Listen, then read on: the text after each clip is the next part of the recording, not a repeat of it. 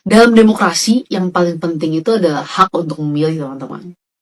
Jadi ya, semua orang berhak untuk memilih. Intimidasi, doxing, cancel culture kepada orang-orang yang berbeda pilihan politiknya. Di video itu Samara bilang, setiap orang berhak menyampaikan pilihan dan dukungannya. Itu adalah prinsip demokrasi menurut Samara. Tapi beberapa detik setelah dia ngomong itu, Samara bilang, campaign boykot artis pendukung 02 adalah bentuk intimidasi. Mengajak masyarakat memilih 02 itu demokrasi, tapi mengajak masyarakat untuk ngeboikot artis yang memilih 02 itu intimidasi. Mohon izin, kalau Mbak mau ngebelain teman-teman Mbak yang jadi pemilih 02, gak usah bawa-bawa demokrasi. Bilang aja lagi belain temen ini. Assalamualaikum warahmatullahi wabarakatuh. Kembali lagi di channel Prayoga Muhammad. Ya teman-teman semua, masih banyak ya yang membahas soal voters 02. Nah kali ini ada yang namanya Tamara, yang dimana beliau pendukung 02 ya, yang padahal rekam jejak digitalnya itu kelihatan banget kalau dulu beliau malah justru tidak mendukung Pak Prabowo, sampai-sampai menobatkan dengan Mbak Grace ya, yang mengatakan bahwasanya Pak Prabowo adalah apa itu, word pembohong gitulah ya teman-teman semua. Ya kalian sudah tahu lah ya. Tapi sekarang justru beliau mendukung Pak Prabowo. Nah ini statementnya menuai komentar banyak netizen ya. Dan juga masih banyak lah yang berkomentar soal voters 02. Yang menjadi permasalahan itu bukan masalah ini sudah selesai pilpresnya dan lain sebagainya. Tapi masalahnya gini guys. Kalau sudah memilih ya harus bertanggung jawab lah. Jangan hanya memilih saja terus euforia menang udah gitu aja ditinggal, nggak mau mengkritisi gitu kalau ada kebijakan-kebijakan yang aneh. Nah inilah yang akhirnya membuat 01 dan 03 itu mengatakan bahwasanya ayolah bareng-bareng kita mengkritik pemerintah kalau memang ada yang salah, karena ya dari rakyat lah yang akhirnya nanti menjadi alarm untuk pemerintah lebih bijak lagi gitu untuk membuat kebijakannya. Oke teman-teman semua, kita lihat dulu. Nah sebelum kita masuk ke sana, kita lihat dulu videonya. Belakangan ini rame gerakan boykot, cancel culture, bahkan intimidasi terhadap mereka yang tadinya memilih 02 di pemilu kemarin. Lama-lama ini gerakannya kayak witch hunt, jadi memburu secara habis-habisan siapapun yang pilihannya 02 kemarin. Bahkan saking aktif dan masifnya gerakan ini, sampai banyak public figure, influencer yang harus klarifikasi, bahkan minta maaf atas pilihannya, tapi kenyataan tetap aja dihajar. Pertama, jujur aja udah agak nggak penting dan gak relevan bahas 01, 02, dan 03. Pemilu tuh udah lama selesai, dan Pak Prabowo sudah dilantik jadi presiden. Mau pilihannya 01, 02, 03, mau golput sekalipun, kita semua adalah warga negara Indonesia, dan Pak Prabowo adalah presiden untuk seluruh warga negara Indonesia. Harusnya kita move on, kita fokus melangkah ke depan dibanding kita malah mikirin pilihan politik pemilu yang lalu. Yang kedua, jujur aja sih sebenarnya saya agak bingung nih, gitu. Karena katanya kita semua sedang memperjuangkan demokrasi di sini. Tapi ketika bicara soal demokrasi, di saat yang sama juga malah banyak orang yang mengglorifikasi dan membanggakan intimidasi, doxing, cancel culture kepada orang-orang yang berbeda pilihan politiknya. Apakah ini justru demokrasi? Dan mohon maaf nih, apakah ini nggak standar ganda? Apakah melakukan intimidasi kepada sesama masyarakat yang karena beda pilihan politiknya kemarin itu bukan juga bentuk teror? Dalam demokrasi, yang paling penting itu adalah hak untuk memilih, teman-teman. Jadi ya, semua orang berhak untuk memilih. Termasuk teman-teman yang memilih untuk turun ke jalan, demonstrasi, menyuarakan aspirasinya, itu hak dalam demokrasi. Itu adalah kebebasan yang dijamin dalam demokrasi. Tapi, ketika ada orang yang memilih untuk tidak ikut demonstrasi, berbeda pilihan, mungkin berbeda aspirasi dengan teman-teman semua, itu juga hak. Yang mau demo itu hak, yang nggak mau ikut demo itu hak, yang punya aspirasi A itu hak, yang punya aspirasi B itu hak, yang punya aspirasi tidak setuju terhadap pemerintah itu hak, yang punya aspirasi pro terhadap pemerintah itu juga hak. Ini semua hak. Inilah adalah esensi demokrasi, kebebasan untuk memilih. Itu sejatinya sama-sama hak dari setiap warga negara gitu. Nah, ketika kemudian ada pemaksaan untuk ikut arus tertentu, pandangan tertentu, dan ketika orang tersebut tidak mau mengikuti pandangan atau arus tertentu tersebut, kemudian dipaksa, diintimidasi, ya sorry aja, mohon maaf. Itu melanggar prinsip demokrasi yang mungkin teman-teman sedang perjuangkan.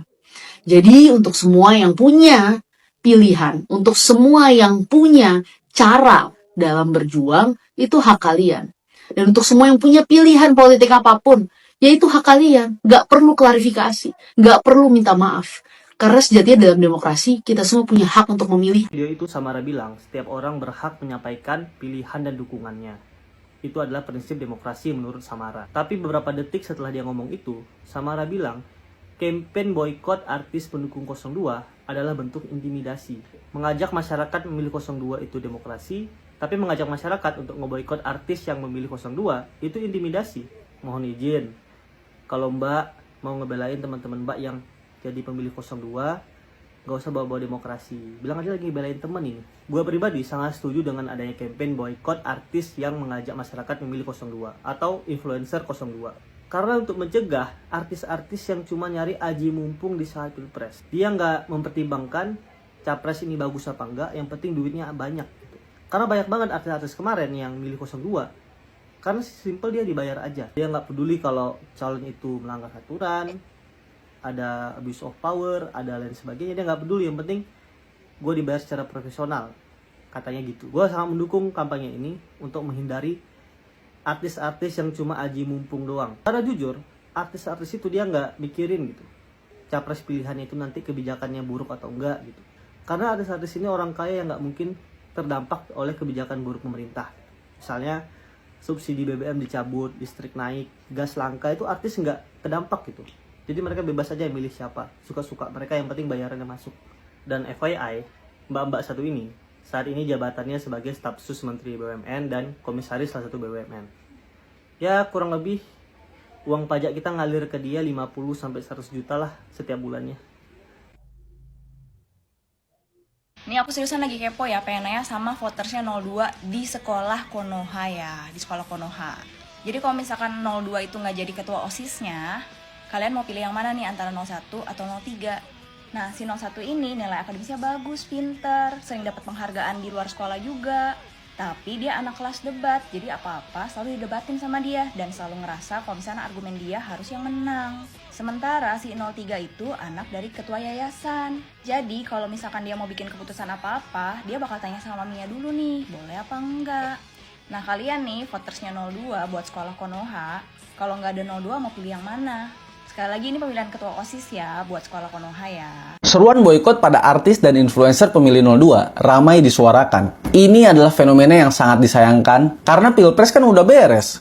Harusnya sama rakyat saling merangkul, bukan malah bakar jembatan. Barusan adalah contoh pernyataan yang akan gue ucapkan ketika gue udah sukses dan punya banyak temen artis. Lah iya, gue mah bukan Bang Panji yang punya komika. Gue cuma komika yang masih mediocre. Teman-teman gue mah masih orang biasa. Menurut gue ke artis mah nggak apa-apalah, panas-panas dikit. Biar saling belajar buat pemilu berikutnya. Ya masa mau ngebuzzer cuman mau untungnya doang, nggak mau resikonya. Cuman ya jangan fitnah juga.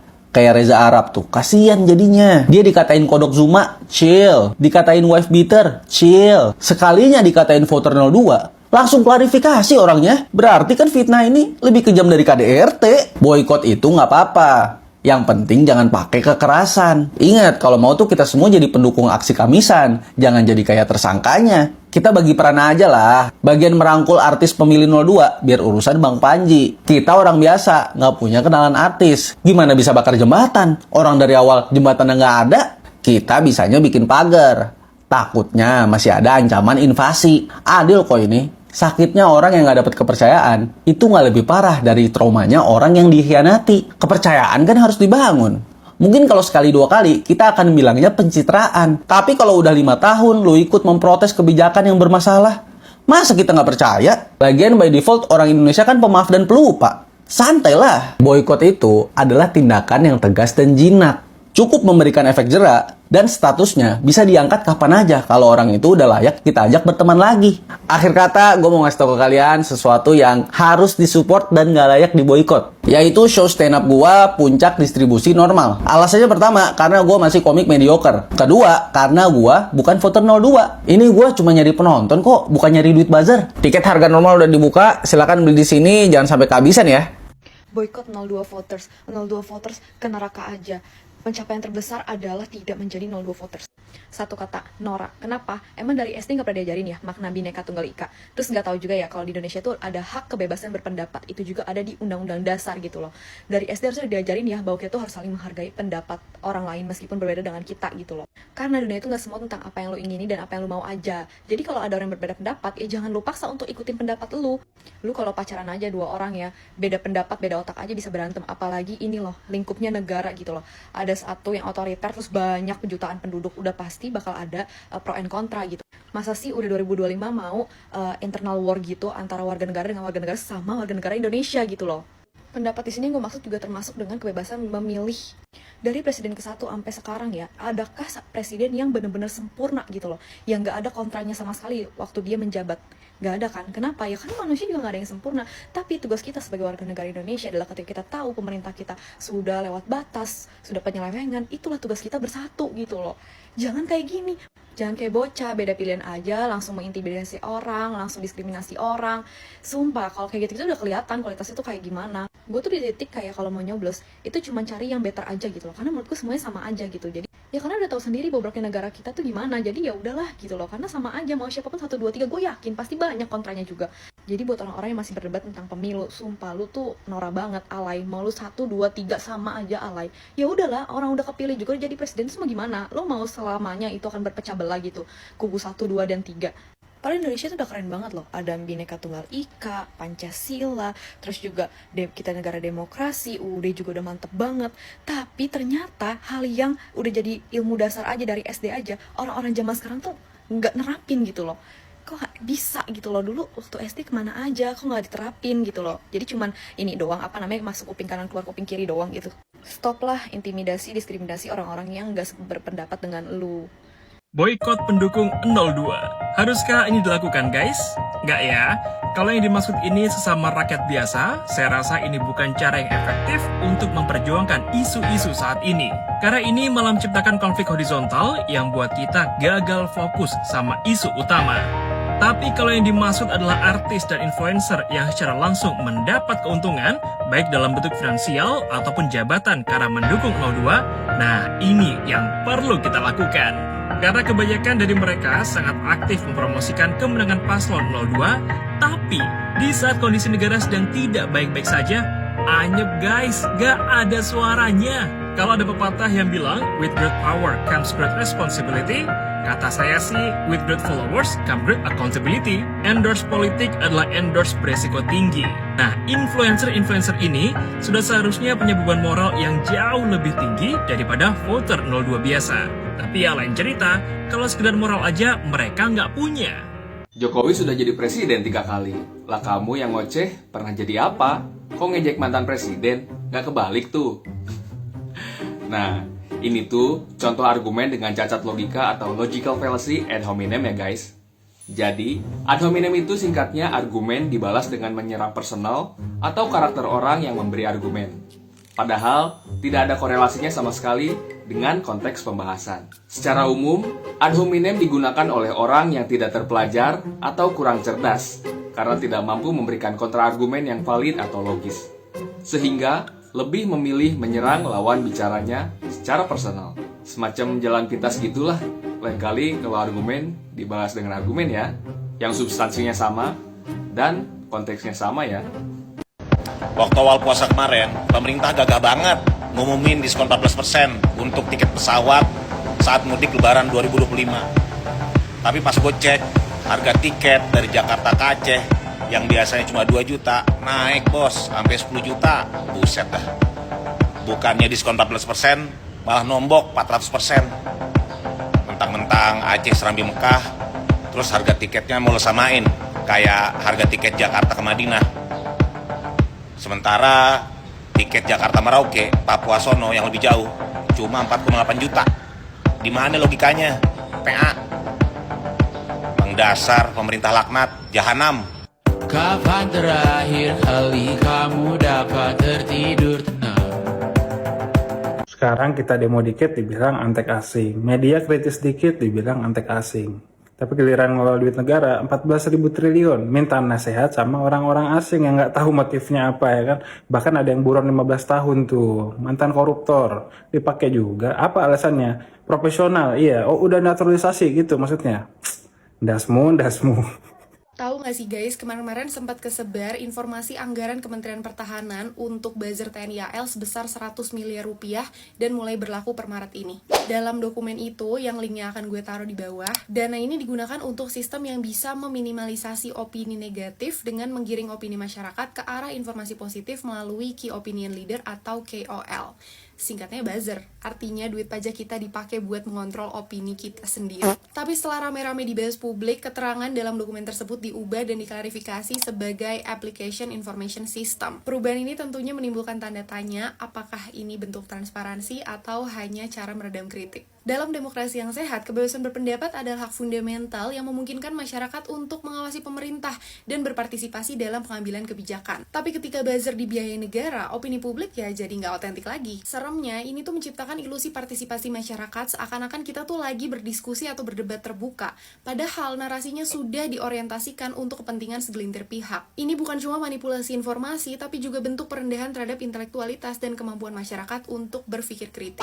Pemerintah bicara soal menjaga stabilitas informasi, tapi kalau yang terjadi adalah pengendalian opini dengan skala dan anggaran sebesar ini, apakah ini masih sekedar pengelolaan informasi atau sudah masuk ke ranah kontrol narasi dan pembentukan realitas buatan? Sebagai perbandingan, Komnas HAM hanya punya anggaran 71 miliar setelah efisiensi untuk tahun 2025 ini. Bahkan katanya dana yang tersisa untuk menegakkan HAM itu hanya 1,2 miliar. Artinya anggaran untuk pembentukan propaganda ini hampir 100 kali lipat lebih besar daripada anggaran untuk penegakan hak asasi manusia. Kalau ini terus dibiarin, kita akan hidup di mana opini publik bukan lagi hasil dari pemikiran kritis, tapi konstruksi mesin propaganda yang dibiayai oleh pajak kita sendiri.